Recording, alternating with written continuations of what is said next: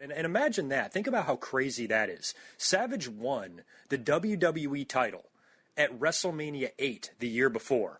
1 year later, he's doing fucking commentary. When the hell does that happen? And on top of that, Ric Flair had just left the company. You would think that they could use a guy like Savage on the card. Ultimate Warrior was also gone. He was fired near the end of 1992. He wasn't even able to make the Survivor Series match that he was advertised for. So, with those two huge name stars leaving and a few other problems they had as well, yeah, I definitely think Savage and a Bret Hart main event would have been great. Bret was he beat Razor at the Royal Rumble. He beat Shawn Michaels at Survivor Series before that. I think if he had another solid match against Randy Savage, and Vince apparently was trying to phase out Savage anyway, put him in the commentary booth, which is one of the reasons why he left for WCW a year later, you would think if that was really Vince's intention, wouldn't you think you would want to give Savage the main event and have Savage, this guy that's an icon in your company, put over the new champion? To me, that idea seems fantastic. A babyface main event, would have been great. They were doing a lot of that. SummerSlam the previous year had 2 babyface main events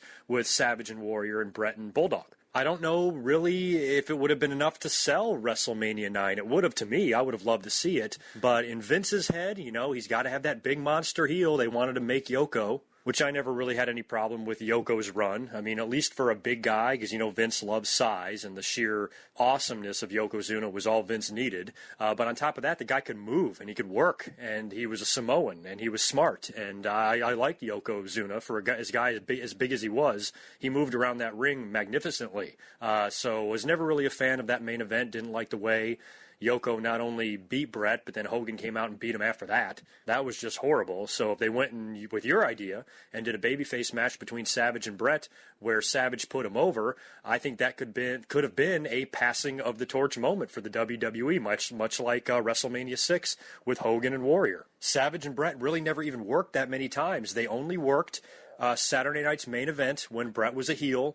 They might have worked one other time overseas, I think, and that was it. They never had any program on television together, nothing. So if you put Savage and Bret in that main event, think of the match they could have had.